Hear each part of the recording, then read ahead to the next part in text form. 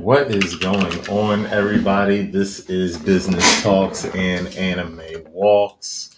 I am your host, Charles. Today, I am a one-man solo team. My brother got to handle his scandal today and tomorrow. So, quick announcement: we will be having a guest on the show tomorrow. I'm super excited for it to talk, the anime walks, but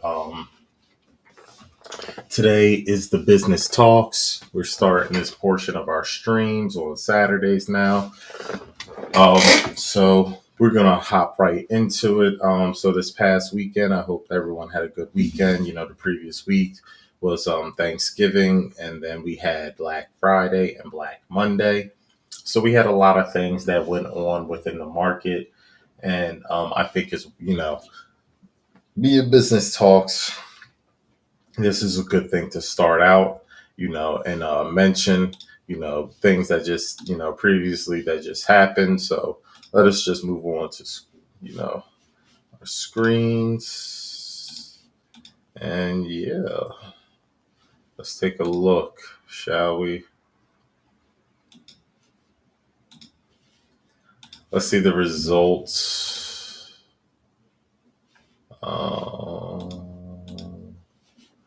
Let's see the results. So for Cyber Monday, as a result of 2025, showed that the sale forecast for U.S. consumers were expected to spend 14.2 billion on the Cyber Monday deals. Previous years, Cyber Monday in 2024, they saw 13.3, so they saw an increase about 1.1 bill. No, about 0.9 billion they saw, or was expecting. So, yes, in 2024, that was an online spending, indicated a growth trend. So, let's take a look. So, according to NBC, US Cyber Monday spending to hit 14.2. US consumers are expected to spend 14.2 billion on Cyber Monday. According to Adobe Analytics, set to build on the strong Friday momentum as AI-powered shopping tools drive online sales, which is very true. So we were expected to spend 6.3 more online from this year than previous years, showing a trend. I know personally myself, I did not spend or I did not shop on Cyber Monday, just because I was in the saving mood. So let's take a look at some other.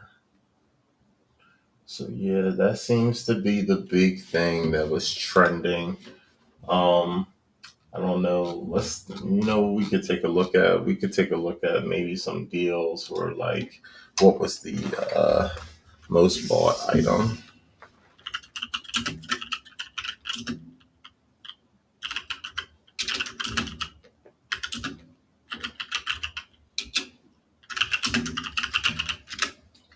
Let's see.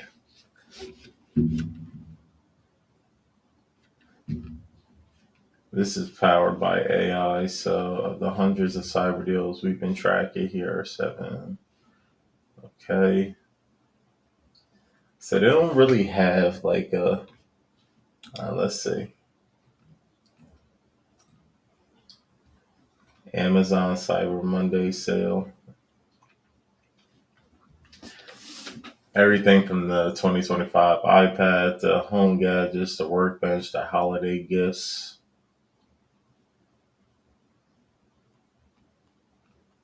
Lululemon, I see a lot of kids nowadays, they're rocking Lululemon. So I wouldn't be surprised if like parents were going out and buy Lululemon for their kids, for them to have to school or for them to get for Christmas, gifts that they asked for. So that'll be, I could definitely see that. That was definitely one of the things that was definitely bought. So they're saying you can even save up to 60%. That's great. Hexclad. The Gordon Ramsay endorsed hybrid cookware. Yeah, cookware is definitely going to be a large Cyber Monday savings. Uh, so unfortunately, every time I click into here, it doesn't show the um the page that I'm currently looking at. So let's see. Let's see if I can share. There we go. So again, Hexclad is Gordon Ramsay endorsed hybrid cookware. Number four will be Shutterfly Cyber Monday sales. Um, Photo printing. Walmart. Yeah, Walmart is a huge hub. I can imagine they had some Cyber Monday sales.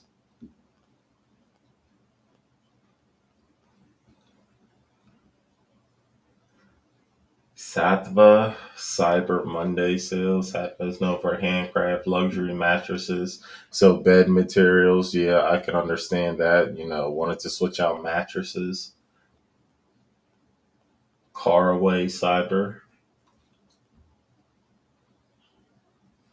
Cookware again, yes. Crocs. Crocs is one of those where they're everywhere in the world. Omnilux. Never heard of Omnilux, but it says it's LED lights. So I could imagine, some lighting, some housing supplies.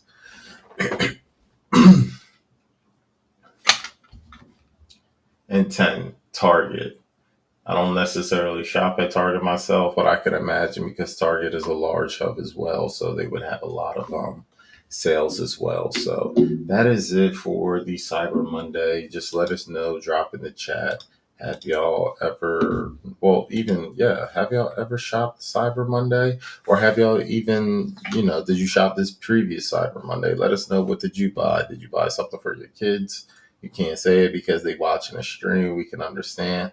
But definitely let us know. Sub to the viewer over at Twitch. Welcome, welcome.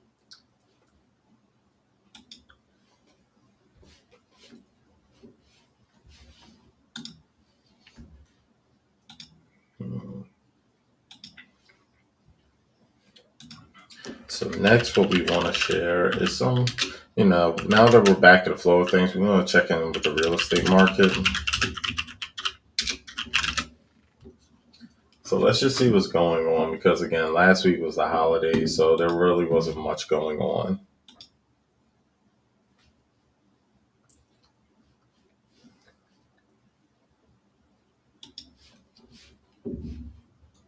So 2026 predictions.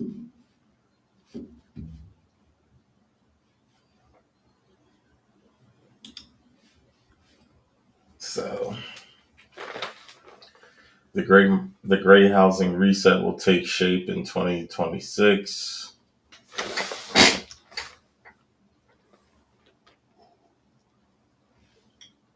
It won't be a quick price correction, and it won't be a recession. Instead, the great housing reset will be a year-long period of gradual increase in home sales and normalization of prices as affordable gradually improves. It will start next year with incomes rising faster than home prices for a prolonged period for the first time since the Great Recession era. So Redfin is the major outlet that you would get most of your information from when it comes to like housing and like news that's going on within the housing market. So that is definitely, like, if they're saying this, then that is definitely something that is huge that, we want to take a look at as well. So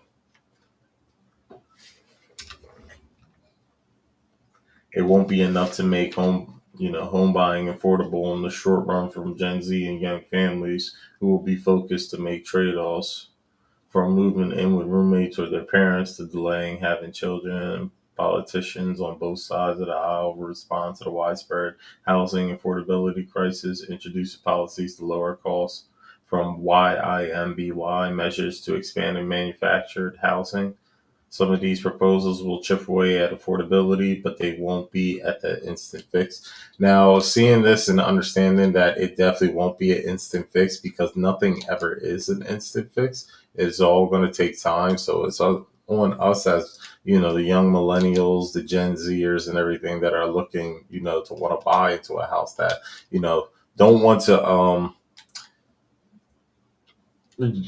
jump into something that that they think, oh, this is the right timing and everything, because like they said, this era of affordability should be ushering in at some point, but we're just hoping that this is probably the best time to start saving, I would say.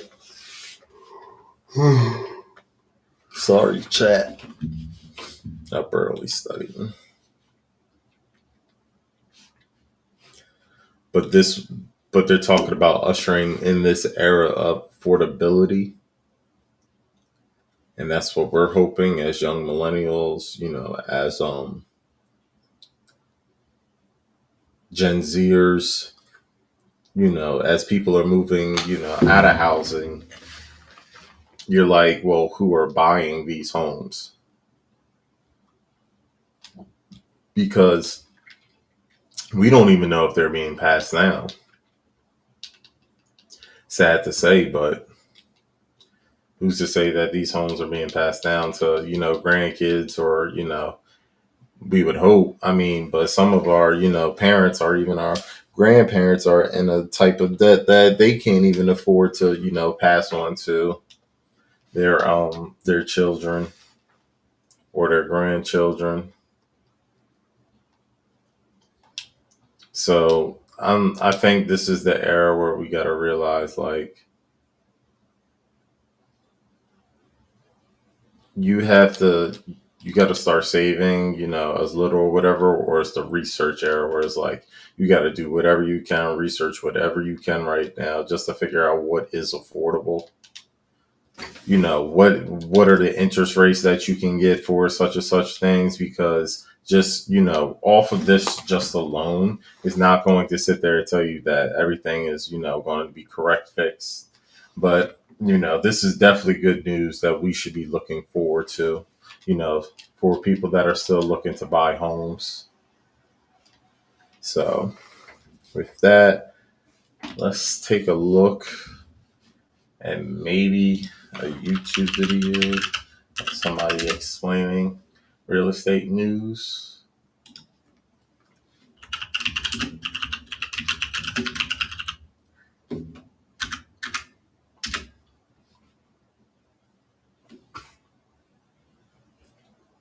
All right.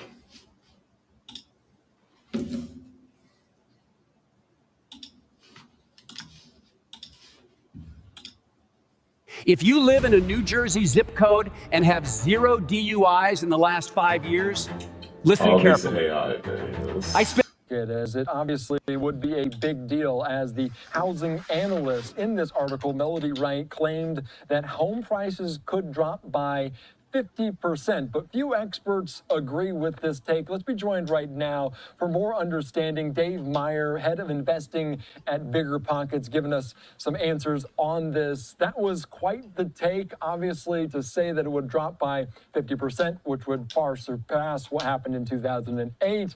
Where do you stand on this, and can you state the facts? Thanks for having me, Andy. Yeah, I think for the housing market, the much more likely path is a slow and steady return to affordability. I think that's the best thing that could happen for the housing market. And although it can make a very clickable headline to call for these dramatic crashes in the housing market, they are very unusual. There has only been one since the Great Depression that happened in 2008. So, of course, it's on a lot of people's minds, but that does not mean that it is a normal thing that happens in the housing market. And right now, there's just no evidence that we are heading towards a crash.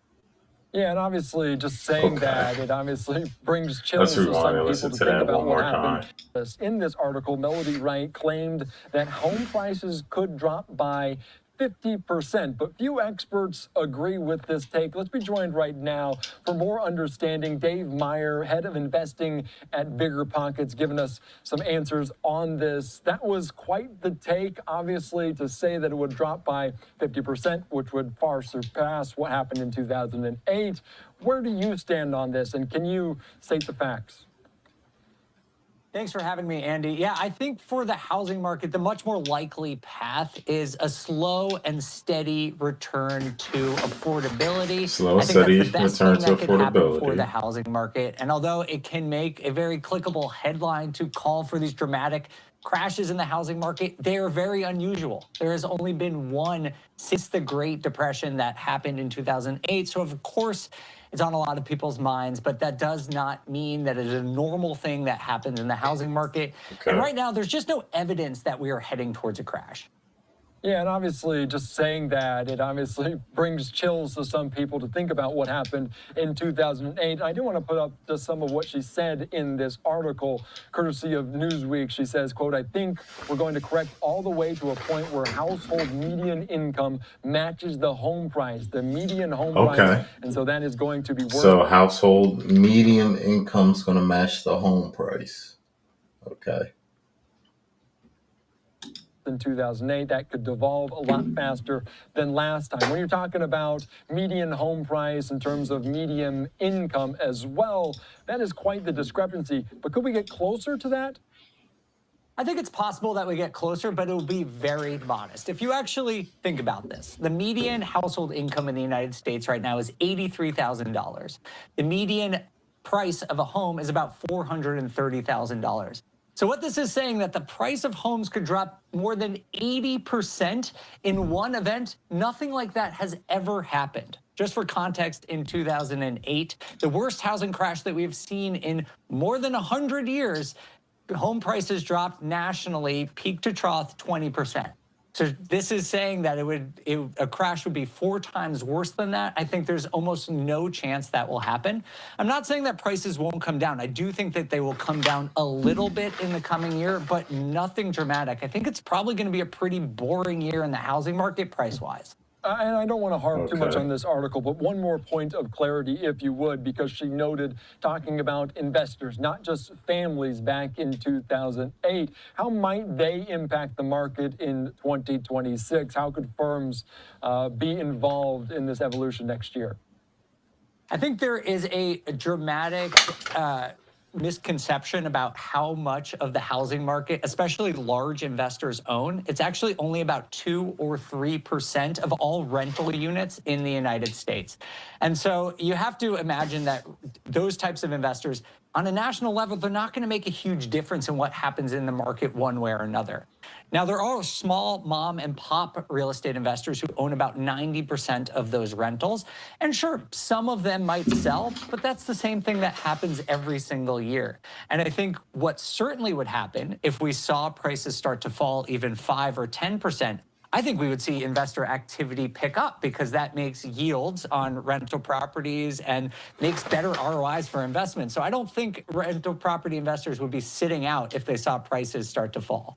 And as real estate agents often say, real estate is local. Are there any particular spots you're keeping an eye on in 2026 to be an indicator at large for how the housing market moves? That is very true. You really need to study your own market and understand the local supply and demand dynamics. For example, we see in Florida, that market, I think you could argue, is crashing. In certain areas, we've seen prices fall more than 10% in just the last year. That's a pretty dramatic shift. But nationally, prices are still up 1%, 2% year over year, depending on who you ask. So I think looking at the national level is a helpful barometer because no individual city or no individual state sort of represents everything. But when you look in aggregate, things are pretty normal. They're pretty slow. That's true. Home sales volumes are really low. But I think the national numbers are telling a pretty good story about what's happening right now. And you look at some of the data and you kind of pinpoint it. She was looking at some of these median income and these median home prices. We talked a lot about interest rates here on Live Now from Fox. How much could that be a big driver in 26? I am hopeful that rates will come down, but I don't think they're going to come down that dramatically. I think they'll probably hang out between 5.5%, 6.5% throughout the year because, of course, they change. I think the average will probably be 6.2%. So that will improve affordability. I think one of the best stories about the housing market these days is that we just in September, the last month we have data for, that's the best affordability we've had in the housing market for more than 2.5 years. And we have a long way to go. Don't get me wrong. We're still near 40-year lows for housing affordability, but it's got to bottom out. And so we have a step in the right direction for affordability. And I think if housing prices stay somewhat flat like they've been for the last couple of months and mortgage rates come down a little bit, we're going to start to see improved affordability, and that should bring some life back to the market. Yeah, it could be a little sigh of relief for so many people. And obviously, you host one of these top real estate podcasts. You're talking about this content daily on social media. When you talk to people that are looking to buy a home or have a home, what's the sentiment from people? Sentiment specifically among real estate investors who I talk to the most is relatively positive. People are seeing better conditions. I know during COVID, it was so obvious to buy a home because prices were going up so rapidly, but that's not normal. And it's not really what people are expecting. And I think a return to normalcy where prices grow modestly every year, where affordability is improved and average Americans can afford homes, that's a good thing. And it does look like the market is moving back in that direction, although it could take a while. I personally don't think we're getting back to affordability quickly. I don't think it's going to be a one-year thing. I think it's going to take 2 or 3 years, but things are starting to move into that direction. And I think that's a positive trend for buyers. They're starting to have more inventory. They're starting to have more options to choose from. They're getting better negotiating leverage when they're approaching sellers. So there are some really positive things starting to develop. Yeah, no matter the flashy headline, obviously it may be a longer kind of runway for some of these things to get back to affordability. Dave Meyer with Bigger Pockets, thank you so much. I appreciate your time, your insight here on Live Now. Thanks. So just from listening to that, it does seem that there should be a positive mindset heading into this housing crisis, that there is a positive upside, and that there's something to look forward to, for new homeowners and everything, right? So we're looking at, we don't, not necessarily that are going to be driven to, 50% off and everything, but the lowest that we saw with the recession that they talked about in 2009 with the housing market was 20%. Now they're expecting, might be a little greater. So maybe, maybe between hopefully 20 and 30% we could see off housing and everything, with student loan debts and everything taking effect in this nation. So, it does look like people that are afraid to, have kids, purchase a home because of the pricing and everything. I have something to look forward to, with the planning, and then, eventually wanting to buy a home. So this is definitely huge. So I appreciate this news. I appreciate everyone logging on, in the comments, talking about what is going on. So let's move forward though. What is some political news that is going on in the world? Political news going on in the world.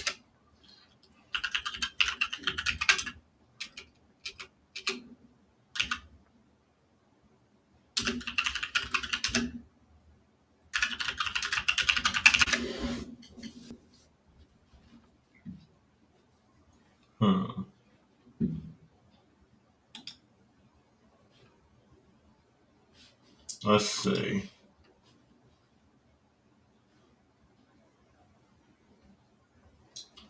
Trying to see what's going on specifically.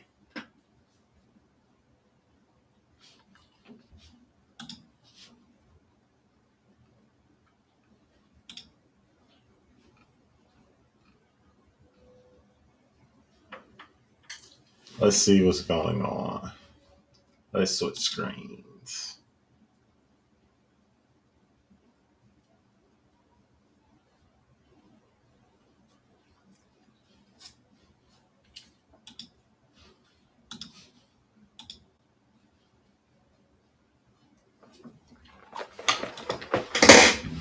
So for small business hit by soaring costs, layoffs are painful and personal. Let's take a look at what's going on from here. So yes, this is one thing I can agree with. American small businesses are trimming their payrolls just as the busy holiday shopping season starts ramping up. So they're talking about companies with fewer than 50 employees. So I'm assuming companies with 50 employees are what they considering small businesses. Shed 120,000 jobs in November, according to data from payroll processing giant ADP. The sharp drop comes just ahead of the month that for many small businesses the most pivotal sale period. So they're letting employees or laying off employees so their business can actually grow. It's the cause and effect from all these things.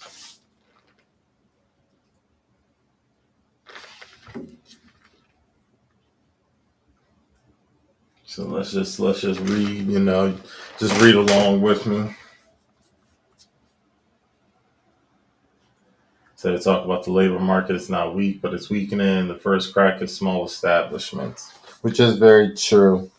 Trying to reduce this debt and everything, small business is going to get hit first before big businesses do. So fortunately, that is the name of the game. And that's even people like us, content creators, we are considered small businesses. So do not get it twisted. High inflation. Yep. Consumers, wavering spending, tariffs, and broader economic concerns that all contribute to the pressure of small business.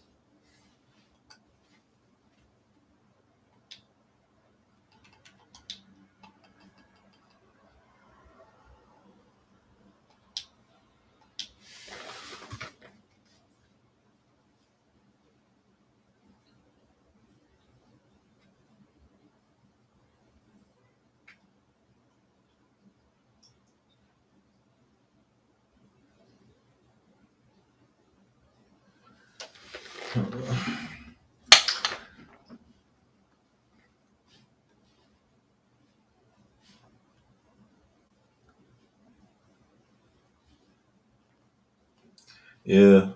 So with the while they're laying off, they're not even personal decisions. Pausing new hiring or simply not hiring back, putting more pressure on the employees that work there to do the slack of those. Not the slack, but do the job of those that are not in this position anymore because the company and how the world is going and everything.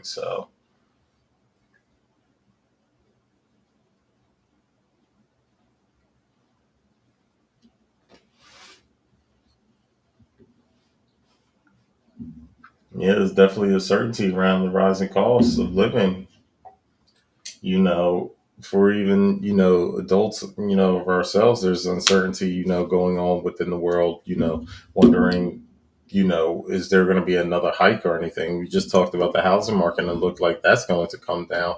But, with that, what is going to increase? We can never just have nothing of a good thing. So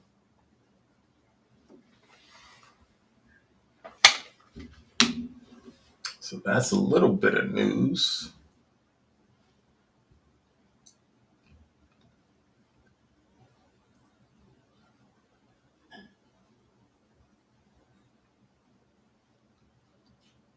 Let's see.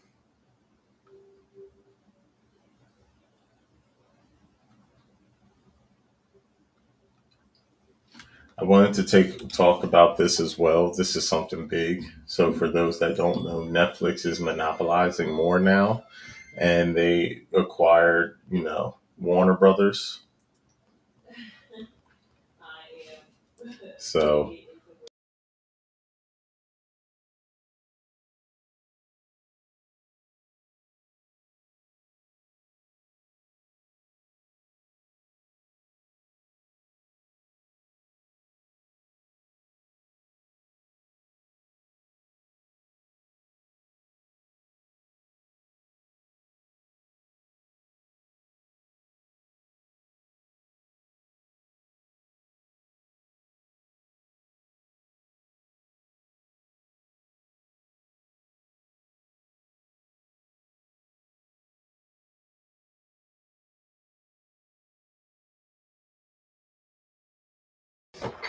Sorry about that, folks. So yes, Netflix acquired Warner Brothers, which was huge. 21st Century Hollywood Throne planned to acquire Discover Studios and streaming business in an $82.7 billion deal, reshape the industry, in entertainment industry. And I personally do not like this or agree with this because I'm in, the party of people or people saying no one man should have all that power. I feel like Netflix partially might also be a reason why, we don't get, 22 or 24 episode seasons anymore. We get these 8 episode seasons that we got to wait 2 years to get 8 more because, their production and everything, like they're focusing on all these shows and it's like running their own, place then while they're, monopolizing all this money. So this is huge. They acquired a lot of rights for a lot of shows. Yeah, it was a mail order DVD rental service.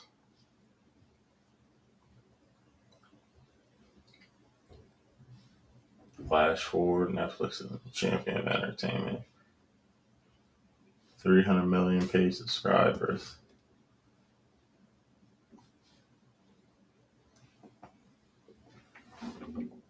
Economic reality. Fierce competitors from YouTube and TikTok. Yeah.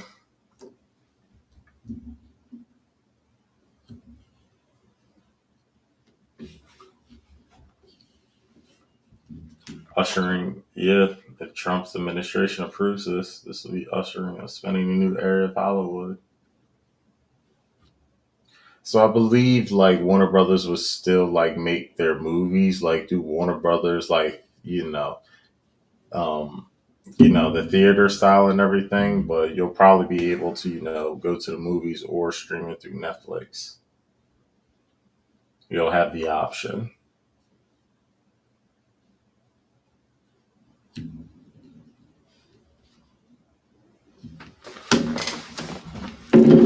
Yeah, this is huge. Golden Age classics. Casablanca, Rebel Without a Cause, Stranger Things, K-pop Demon Hunters, Friends, Game of Thrones, Bugs Bunny, Superman.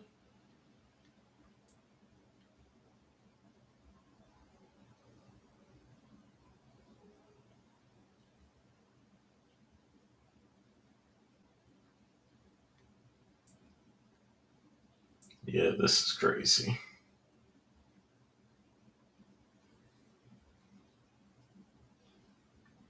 This is absolutely insane. Needing the Department of Justice,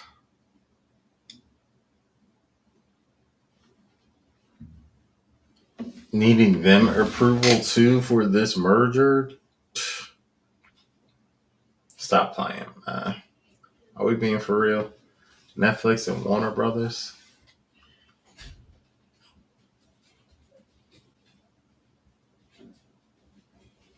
about to be insane.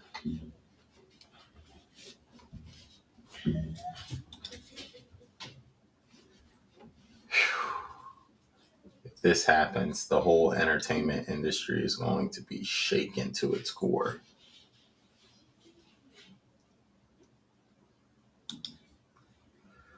What will happen next?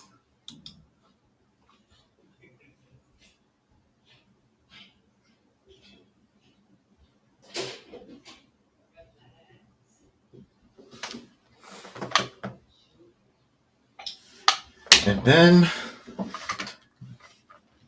I think we're going to finish it off with a nice little topic of the holidays, just seeing things and how did the market reflect recent surges in purchasing. Let's see.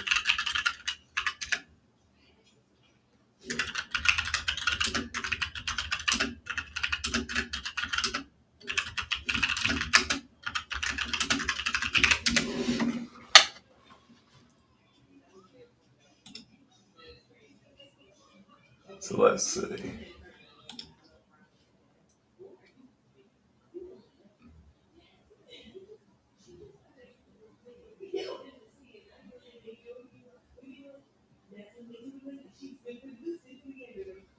Let's see. I'm going to see if this video speaks about it before I show you. Okay.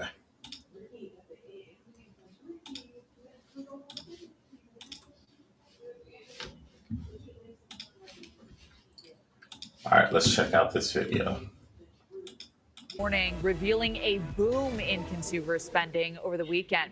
Those holiday sales appearing to get the job done for retailers. So shoppers reportedly spending more than $11 billion in online Black Friday sales alone.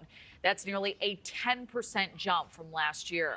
Mitch Rochelle, CEO of M2 Communities with 40 years of experience in economy trends, joins us now with a full breakdown. Mitch, great to see you. So, consumer confidence has really been taking a hit.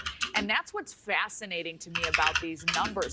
Why are so many consumers feeling comfortable spending now, more so than they did in recent months?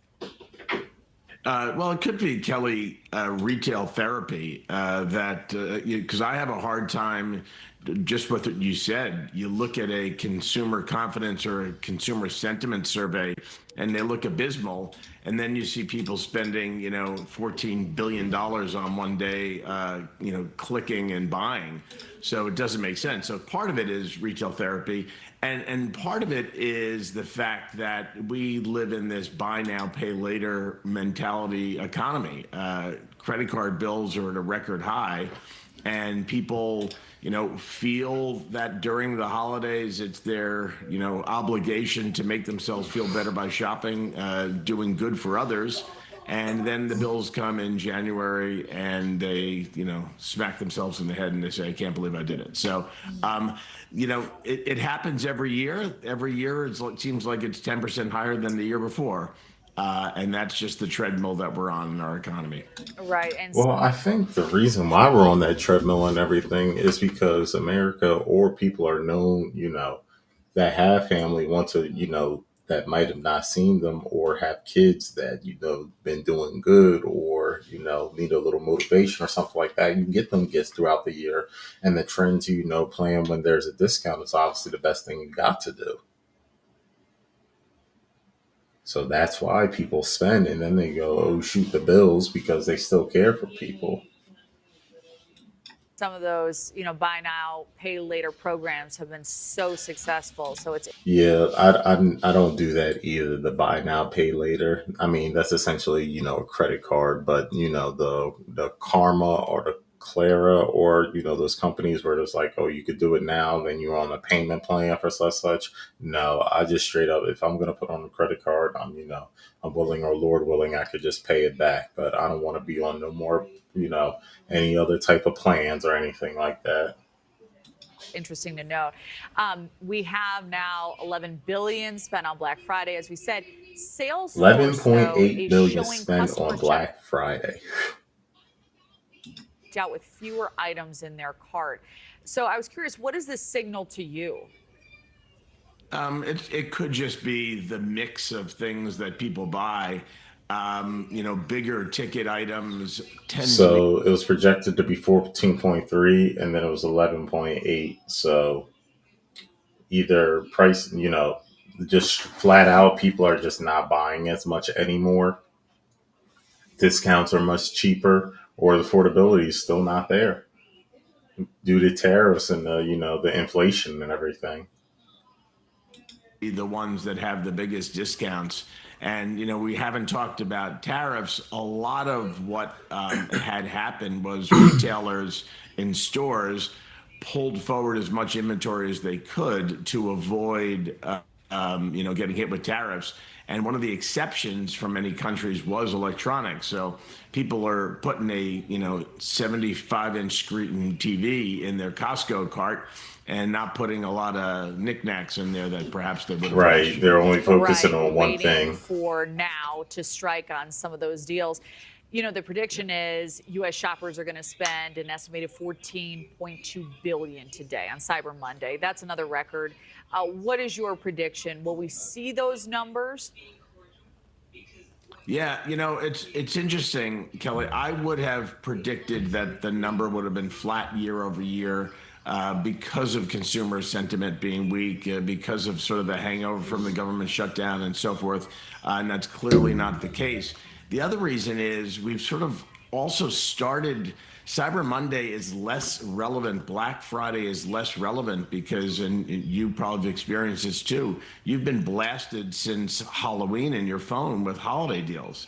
Yeah, that is very 25% off true. coupons that are only good for the That's week. another And thing. that week is in November and not in December. And it seems like consumer That's one thing that's not talked about. The increase or intake of, ads going out with discounts, trying to push people just to shop more and more and more by giving out more discounts. So if you can get people to shop more frequently with these discounts and they don't have to wait till a specific day, that's how you can bring in more money. didn't take as much advantage of those deals, and they're traditionalists, and they sort of waited for Black Friday and are waiting for Cyber Monday. In fact, Amazon hit me last night saying Cyber Monday starts on Sunday. Go buy this stuff. Here are 5 things you looked at in your cart. You can buy one of them. Yeah, we always push that deadline back and back and back. It seems like every year. All right, Mitch Rochelle, great to have your insights this morning. Thank you, sir. You bet, Kelly. Good to see you. Great to see you. So yeah, that was some good information there. Yeah, Black Friday and Cyber Monday sales are definitely down, but you got to think about, people are just probably buying the one thing that they need to focus on in that area and keep it that. They're not putting more knickknacks in there, or the fact that you've been getting blasted, throughout these holidays since Veterans Day, you can even say, or Memorial Day, that you're getting blasted with, Halloween. You're getting blasted with these coupons and these discount deals to, go out and shop on this 3-day weekend, so these could be another reason why, the trend in sales are down as well. And I think the last thing I am going to talk about today is actually a little look into the future. I'm going to look into the future.